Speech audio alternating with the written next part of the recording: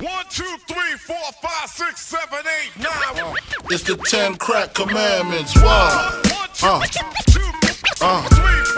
Man can't tell me nothing about this coke. Can't tell me nothing about this crack.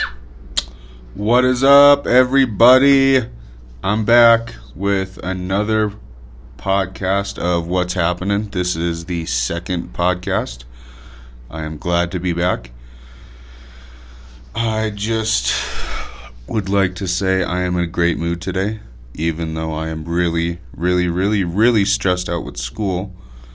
Got lots of papers and finals and tests and all that good stuff coming up. This song at the beginning was 10 Crack Commandments by the notorious Biggie Smalls. Haven't done a podcast in a little more than a week because it was Thanksgiving and I just couldn't find the time doing family stuff and making money and doing homework over break. And I also lacked the video editing software, just availability and convenience I have here at school. So that's that. A lot of stuff has happened. I want to talk about some things. Actually, the first thing, I saw this a couple days after I did the first episode of What's Happening. A 17-year-old had to show her panties in a rape trial. And after that, the man was found innocent after the judge saw the panties. And I don't know the specifics of the case, but after this got out, and after this happened, a bunch of women just started to share pictures of their panties, which is, I think, really a cool thing. I just want to bring that to light and bring it to people's awareness. I think it's really cool. If you want to go look at the actual case and look at the specifics, go to it. Another thing happened to me. A couple things happened to me personally over break. I slipped on some ice. As some of you know who live in Colorado, we experienced some weather over Thanksgiving time, the week before, and it was very icy on my driveway, and it slanted like this. I'd say that's about a fair representation right there, about how much it slanted. Yeah, right there. And it was really icy, and I fell also due to the fact that I was wearing moccasins, which don't have any tread at all. And I fell right on my cheekbone. You guys really can't see it anymore. It was over a week ago, coming up pretty much a week and a half ago. And fell pretty much right here, directly on my face, upended myself. It was terrible. And this came after I watched a guy who was getting the mail, because we live right by a mailbox.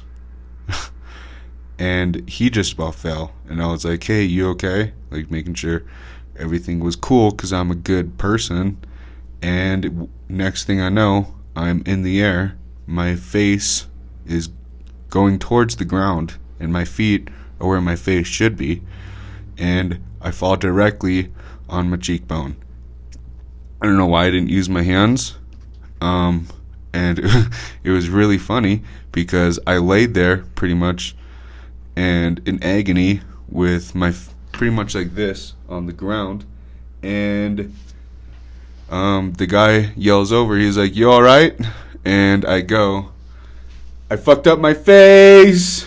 And I have a bunch of melted ice on my face plus sweat because I'm a sweaty individual and I'm embarrassed, and it just fell on my face.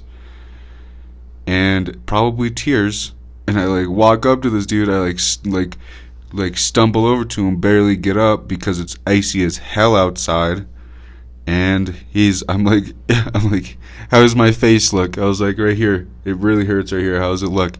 And he's like, it looks okay. He's like, it's really bruised. He said, you're gonna have a black eye for sure. And I was like, God damn it.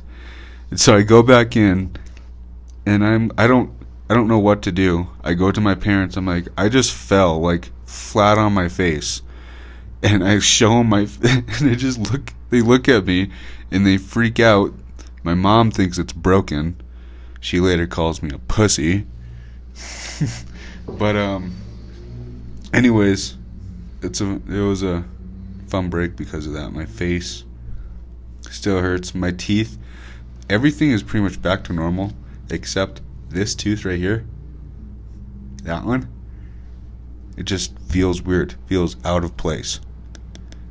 And I can't, like, it looks fine, but it just feels like there's some pressure pushing down on it. And it doesn't feel loose or anything, but it just feels weird. But I guess, like, that's a good story to lead me into what I want to talk about next is head trauma. And the fact that I probably got concussed. Me and my parents, we didn't go to the doctor because we're responsible people like that. And but probably got a concussion or something. And it's really a weird feeling. And I came to the conclusion that I could not be a fighter at all. No, in no sense I could fight, because I took one hit to this fucking cheekbone right here, and I was done. I was like, dude, this is bullshit. I was like a mixture of like sad, but not crying sad, like more like, gosh, like why'd that happen to me? Like, but obviously I was in moccasins and it was icy as fuck outside. I deserved it. But and so it was like that type of sadness, and then we had like anger mixed in there, and then like just like grief, you know, and like anxiety. It was like a really high anxiety. And like I was just thinking about, because Joe Rogan talks about this a lot too, about how fighters feel after fights. Like you don't really know what to feel, and like you have kind of like a deceived perception of what is reality. Like my parents were really trying to be helpful, and I remember at one point like getting mad at them and just walking away. I was just not putting up with anything, didn't want to see anybody. And it's just really interesting. I think that plays a factor in like football players, like retired football players like Junior Seau, how he decided just to take his own life. One of the best linebackers ever. And it's just like just a distorted sense of reality, and you can't really, it's really hard to get past unless you're like you just take some time or talk it through with somebody, or I don't know. I'm talking about myself. Like it took me like 2 days to get back to normal, you know, like feeling like I was okay and back to that shit. And I'm a super bitch, and football players are tough as hell, and they have it a lot worse than I do. I used to play football. My dad used to play football, but those guys, I can't imagine what kind of like, I don't know, just like this, like CTE, it's a real thing, and I can't imagine that. But I just wanted to, I guess, bring that to your awareness, because it's what's happening. Alright, cocksuckers. Hashtag Joey Diaz. Another funny story about myself. We were skiing in Loveland one time, me and my family. I think it was my first time skiing actually, so I'm like a chubby kid, just like I am now. And I was exhausted and I had to go pee. And so I went pee, and I just saw the sign for restrooms, walked straight, didn't like was looking down and everything. It turns out I'm in the girls' bathroom, and I don't know what to do. And this old lady was behind me, like following me, and I didn't know what to do. And she's like, "I think you're in the wrong bathroom." And I turn to her, and I go, "I'm sorry, I'm Chinese." And yep, just like that. "I'm sorry, I'm Chinese." Just like that. But with no facial hair and about 12 years younger, 11. I was probably 11 or 12, so 10 or 11 years younger. And she bought it. She cold hard bought it. And she escorted me to the men's bathroom. And I turned to her because I couldn't believe that she actually bought this. And I go, I'm not actually Chinese. And she looks at me, doesn't really like have an expression on her face, and she's like, well, you sure looked like it. And then she walked away. And then at this point, I don't even have to go pee anymore, and I'm still exhausted, so I walk back out of the bathroom and I go sit with my brothers and eat like nothing happened. And I honestly I haven't told anybody that story until Thanksgiving. I told it to my mom and she didn't believe me. I had to tell it to her twice. And it actually, I can't believe it's just unknown facts about me, but now it's public information. Everybody deserves to know that I did that and how that old lady bought it. And so, old lady from Loveland, on that day, if you remember me, this is Noah Schaefer. I was skiing. I was in the wrong bathroom. You escorted me out. I said, I'm sorry. I said, I'm sorry. I'm Chinese. And you bought it. Till I told you it wasn't real. And you acted like you weren't surprised. Which is, why would you even play along if you knew? Alright. Enough about me. I don't know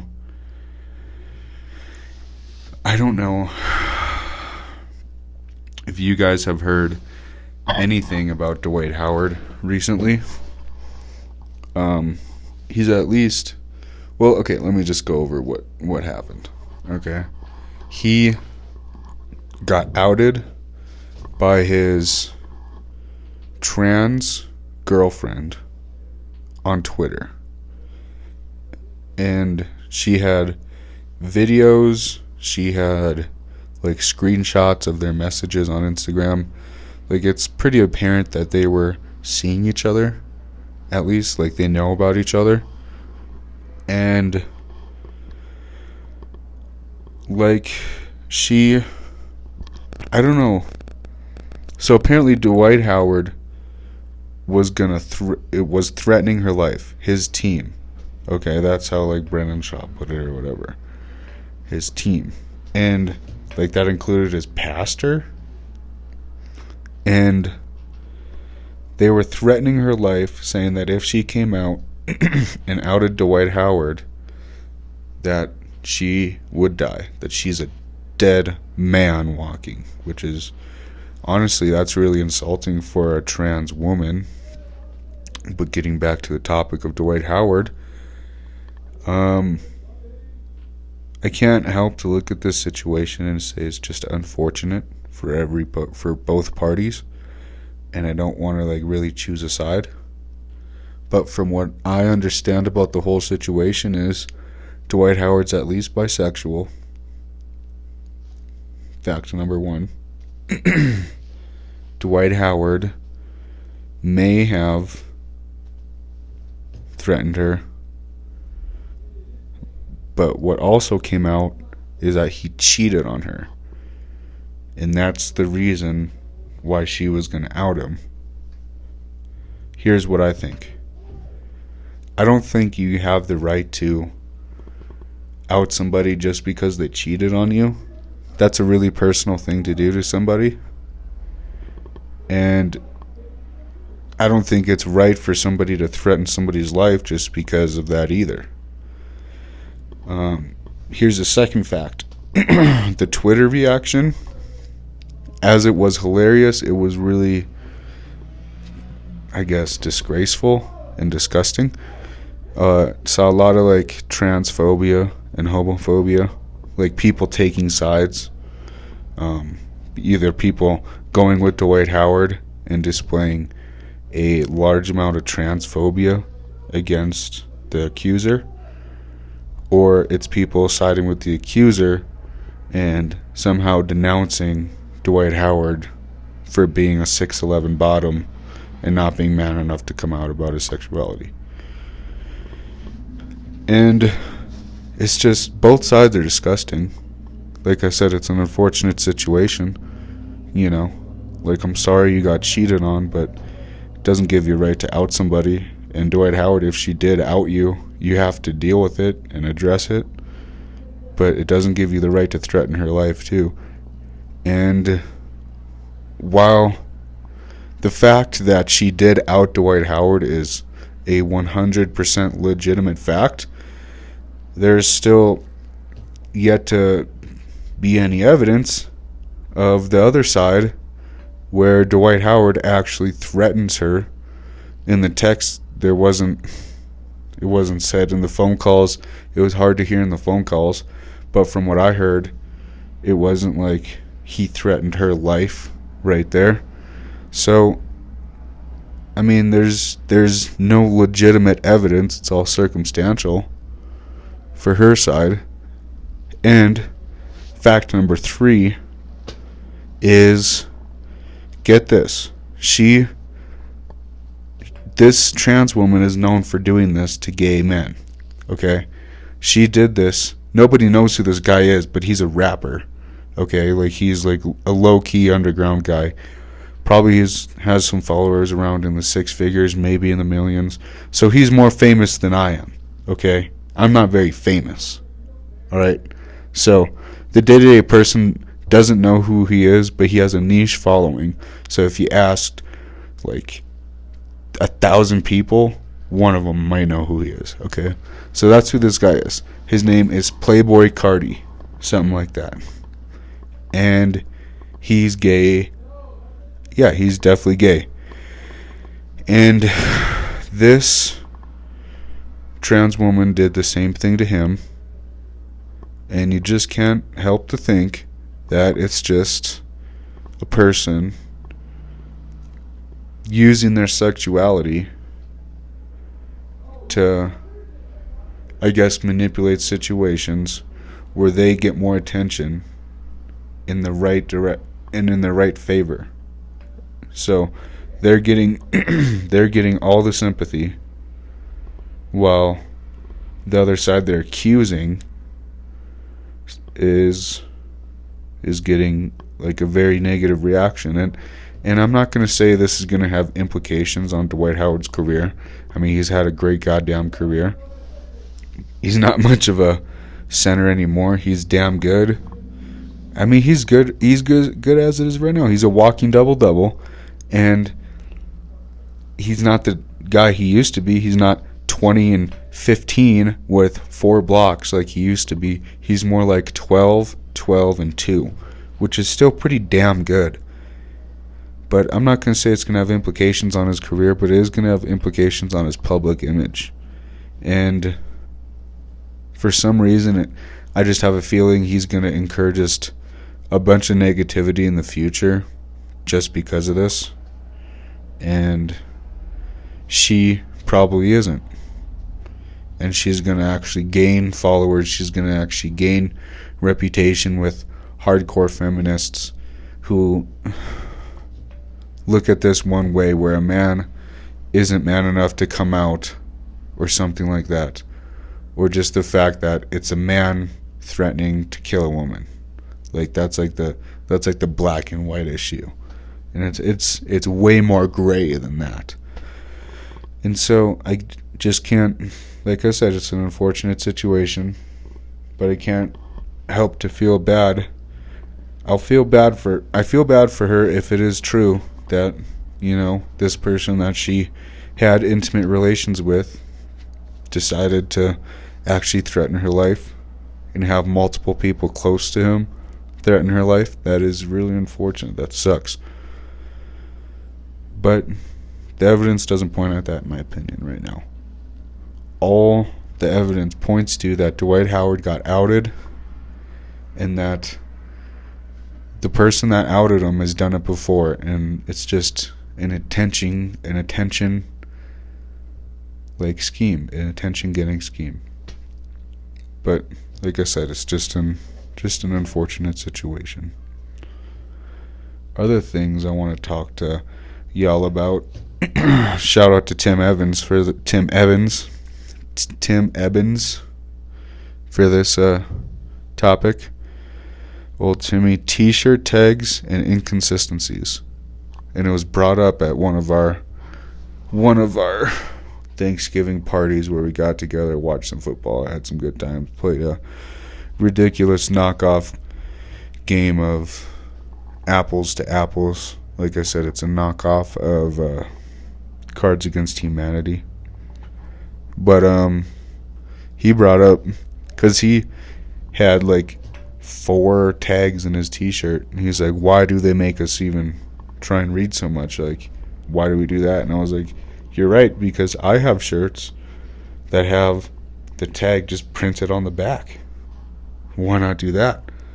And what's so important about like all this t-shirt tag stuff? So I guess I don't really have any other information. It's just a question, and yeah, something you should ponder.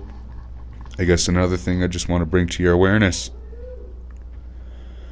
Other stuff.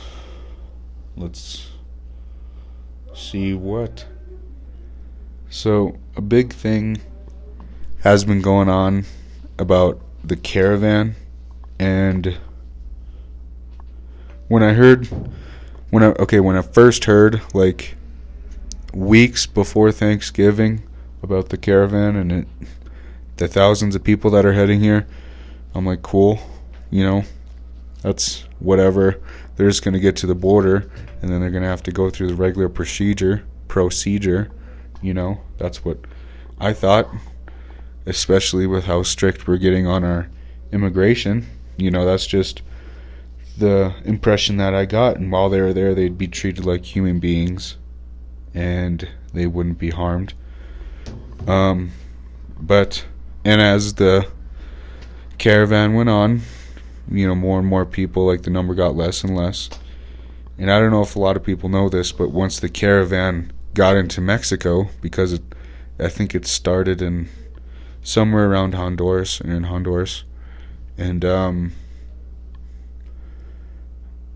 once they got into Mexico, the caravan, from my understanding, was met with a lot of hatred for some reason.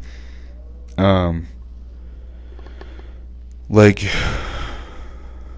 I don't understand that, but that's just that's just what I get from reading articles.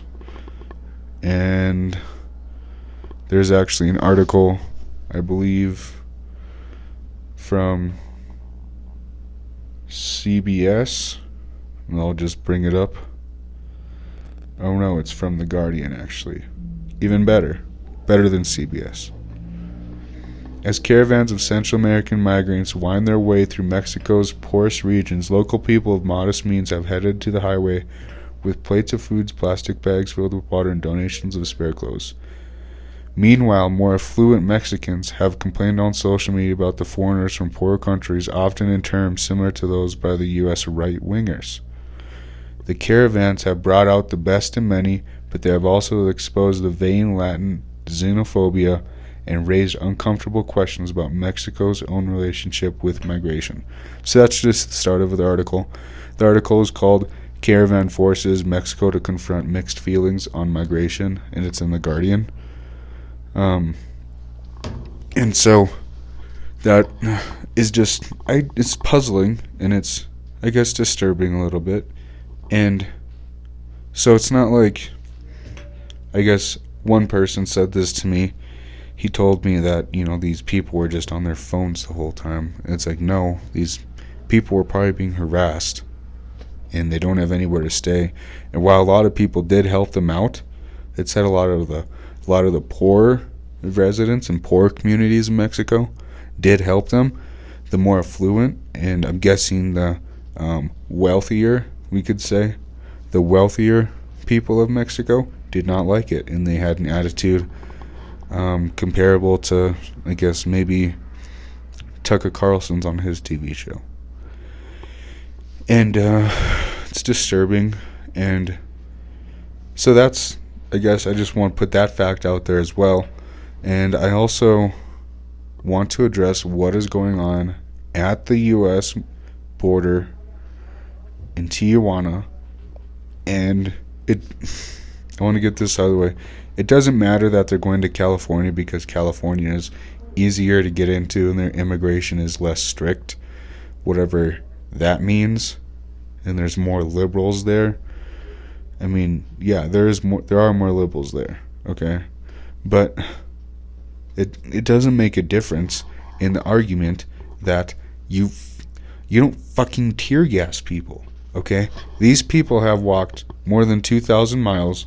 They've been harassed by, honestly, people who should be their peers, who should be with them, you know? I don't get it. If someone wants to explain that to me, if a Hispanic person, specifically from Mexico, wants to explain that mentality to me, that's perfectly fine. I'll be down for that. But these people traveled over 2,000 miles, have been harassed most of the way, have had to rely on other people for their means to survive. They've had to see their friends just stop because of the harassment or because they just can't afford to. These are families, they're children, and your first reaction to them is to tear gas them when they actually reach the border. And I feared something like this was going to happen when I heard that Trump was sending troops to the border where they were going. I feared my biggest fear, and I'm so happy that this hasn't happened. But my biggest fear was that they're just going to line up and just shoot him down. That's like my biggest fear was that. But this, I guess you could say, is my second biggest fear. Throwing tear gas grenades into these people. And I honestly don't care if they're like throwing rocks or anything like that either, because the reason they're throwing rocks is because they were denied asylum after the United States, after the law specifically says, when the law specifically says that we have to give them some sort of safe asylum. We don't have to take them in as citizens, but we do have to at least treat them like human beings, provide food, provide shelter until they can be put through the system and determined on whether or not they can be citizens and allowed into the country. Okay? Especially in this case when they've traveled more than 2,000 miles. Okay? That's just the last reaction to have to those kinds of people. These kinds of people are the same kind of people that founded this country. Okay? They're the same kind of people who, the people that are against immigration, against, are for what's happening. These are the same kind of people that started this country. They're your ancestors. Okay? Like, I don't understand the rationale. I don't. There is a process. I know that the U.S. government is not that irresponsible to where they don't have a process to take in somebody who walks up to the border, who walks up to Border Patrol and says, hey, I want to get into the country, but I want to do it through legally. I want to do it in a way it's where you're not going to shoot me and my family's not going to be harmed, but I can still get in. How do I do that? Take me through the process. And while I'm here, can you please treat me like a human being? If there's at least shelter, provide me shelter. Even if there's a job where he can earn money or earn his fucking weight, earn his food, earn the bulk for the family, I'm not against it, dude. But not tear gassing people. I'm sorry. Not tear gassing people. It's inhumane and it's fucked up. And that's all I'm going to say about it. Next thing I have on my list of things, because I'm a very organized person, is, let me see, it's like the lottery. I guess going back to the Caravan, if you want to hear a really good opinion, you need to go to Geraldo Rivera's opinion on it. Just type in Geraldo Rivera's Caravan opinion. I believe it was on Fox News, but it was a really, really interesting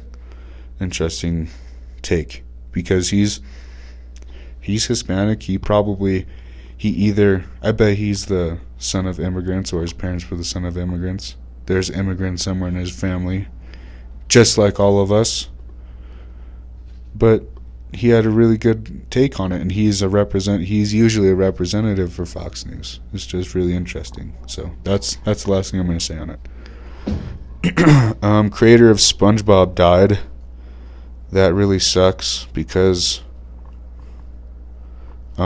he was obviously really influential in millions of people's lives, from kids right now to me to people like far older than me. I'm not going to say far older. I'm going to say at least 10 years, at the most 10 years older than me. And I just want to say R.I.P. to Steven Hillenburg.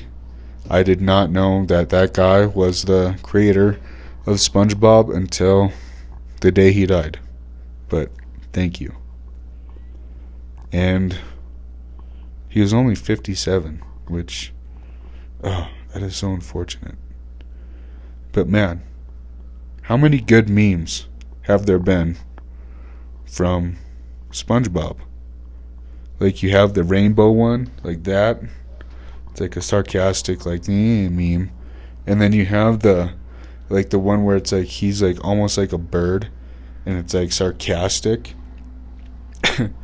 and and then you have the Patrick one where he's like looking down, he's like, and then you have the Squidward one where he's laying in bed like this, and he's got the eyes open, and it's like really, like, the eyes are bloodshot. Like, these are all memes, and they're, what people don't, I'm going to get really philosophical, okay, is these memes represent our culture. And when people look back on movies, they're going to look back on memes too, and they're going to see how influential and how funny everybody thought SpongeBob was.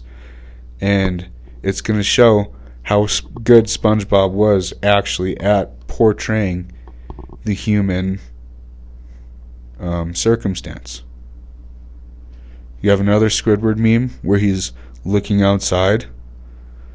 Classic. It's just, I find that fascinating. And it's all due to Steven Hillenburg. So, rest in peace, Steven Hillenburg. Wherever you may be, we know for sure you're in the ground, and that might be the only place where you go. But I believe in a greater consciousness, I guess, and thank you for contributing to that, and it forever will be out there. Alrighty. Since we're talking about consciousness and weird stuff, philosophical stuff, want to talk about virtue signaling. And if you don't know what virtue signaling is, I'm going to explain it to you. And I don't want to mansplain, but I'm going to do it. Right there, that was virtue signaling. When you say you're not going to do something, but do it anyways, it's like, I'm not going to do this, so, you guys don't think I'm a bad person when I do it. And so, it's a really ugly thing, and the reason I think that it's ugly is because everybody fucking does it. And I'm sick of it because I do it, and I've hear other people do it, and I just think it's a sham. And I just think, on the contrary, what's the opposite of virtue signaling? Vice signaling. I heard Eric Weinstein talk about this. He's a part of the dark web, intellectual dark web, and he refers to vice signaling as like when you just admit your vices and own up to them, pretty much. Like, nobody can make fun of Dan Blazarian for living the lifestyle he does, because he'll be like, yeah, I do. And nobody can make fun of Trump for having the opinions that he does, because he'll own it. you know? And that's something that people have gotten away from. And it works. Here's the thing. I've tested it out. I Uber drive and I Lyft drive. And when I mess up, when I miss a turn, when I miss an exit, when I'm going too fast, even we hit a bump or some shit, I've gotten into the habit of saying, hey, I just fucked up, or hey, I'm really sorry about that. I missed this turn. It's going to take a minute longer. I really messed up. I'm sorry. If you do that, people automatically, like that, have sympathy for you. And they respect that. And I just can't help to think that that is a large part of the reason why Donald Trump is admired by people, is because he owns up to the shit he does. And I mean, how can you shame a person who has no shame about what they've done? Like, that's a huge, I guess, philosophical question, like ethical question we need to ask ourselves about politicians. And like, we need to ask about Hillary Clinton. Does she really feel bad about like what happened, what has happened with her I guess not her administration, just with her emails and what has happened in Benghazi? I don't know, but we need to ask that question about every politician. You know, do they really feel shame for what they've actually done, or is like this? Are they just portraying it? And do we want a person who should feel shame but just doesn't, like we do now? We have a person just like that. Donald Trump is just like that. You cannot shame the dude. Like, that's what the left ultimately tried to do all throughout the election, and pretty much up until now. And now, a lot of part of the left strategy is to try and shame Donald Trump. And it's like, that's fucking impossible, dude. Can't shame him for anything.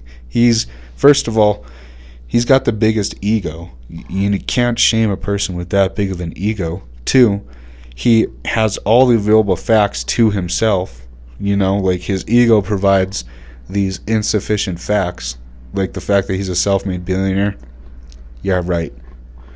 The fact that, you know, he can say one thing and then claim not to have said it. Like, it's just these insufficient alternate truths that everybody keeps talking about.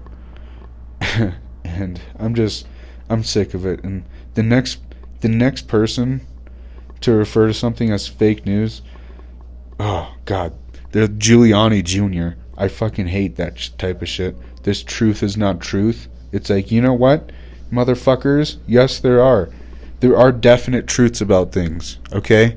There's a lot of, like I was saying earlier, there's a lot of gray, but you know what? You sift through the gray to find the actual truth, okay? You don't sift through the gray to find different types of truths, okay? For God's sake, I'm just so tired of that. But yeah, vice signaling good, virtue signaling bad. Don't virtue signal. Everybody does it. You're going to do it. Just try not to. Just like lying. Try not to lie, even though you are. Everybody lies. But you got to try not to. That's the thing. And the last thing I want to talk about is something I guess is pretty poetic. I've been listening to a lot of Lawrence Krauss. He's a famous physicist from the University of Arizona. And he does a lot of public speaking about how the universe could start from nothing. And beginning into just atheism versus religion, just that topic. And I find it fascinating. Especially Christopher Hitchens. R.I.P. to Christopher Hitchens. Which wish he was still alive. But the thing that I have that is, I think, is pretty poetic, I got from Lawrence Krauss, and he thinks it's pretty poetic. And we've observed in the universe that if we as humans did not exist in the time span that we have, we would not have been able, if we existed any time after this, if we started our civilization today, if humanity started today, the evolution of humanity started today, we would not be able to observe the universe for what it really is. And what I mean by that is, for what we know, the universe is expanding. And it's not expanding in just length, it's expanding in all directions, all three-dimensional directions. And it's going to get to a point where all the galaxies and everything around our solar system is going to be so far away that it's not going to be observable. We're not going to have, hopefully by that time, we're going to still be alive, and that technology is still going to be available. But with the technology we have right now, it would not be observable. So let me just say it again. If humans wouldn't have existed now, the observable universe wouldn't be so observable. And what I mean by that is that if humans existed at any time after this moment, after the time that if human beings started their existence, at any time after the point it actually started, we would be living with a false sense of reality. We would not know the things we do about space, about the universe, that it's expanding, and that the Big Bang happened, and that we can trace back to 3.7 billion years. And they only say, too, that's as far as we can go back. It could be even older than that. And so I think that's really beautiful, and that's poetic. And if you don't, I have something else. This is, again, Neil deGrasse Tyson has said this, and Lawrence Krauss has said this. If you want something poetic, just think about the evolution of the universe from the Big Bang and all that accumulation, all those stars bursting and destroying, and all the mixture of the intermolecular particles has come and into existence, and it has formed you. It has gone through a process of evolutionary, it's like evolutionary, Darwin's evolution. It's gone through Darwin's evolutionary process, and it's resulted in what you are today. And that is so poetic, because we know exactly how life came to exist on Earth. And if you guys want to know how the universe came from nothing, I would just go on YouTube and type in Lawrence Krauss, watch one of his lectures called How Something Came from Nothing. And one of them is, the title of his book, The Greatest Story That We Know So Far, or something like that. But this has been another episode of the What's Happening podcast. Try and do at least 35 to 40 minutes, and it always flies by both times that it's flown by. And I just want to thank you guys, whoever is out there and listening. And I hope you find what I talk about interesting. Hope you find my opinions interesting. If you do, leave a comment. If you want to contest my opinions, definitely go for it. I'm open for that. If I find them interesting enough, maybe we could get together and do a podcast of our own. But I want to leave y'all with that. Signing off with What's Happening. This is Donald Trump because he's orange. That's Hillary Clinton because she's gray and bland. And this is me, stuck in the middle. And it's you too. A lot of us are stuck in the middle. A lot of us don't know what to think. So this is Noah just trying to help you decide on what you should think, and hoping you can do the same for me. See you later.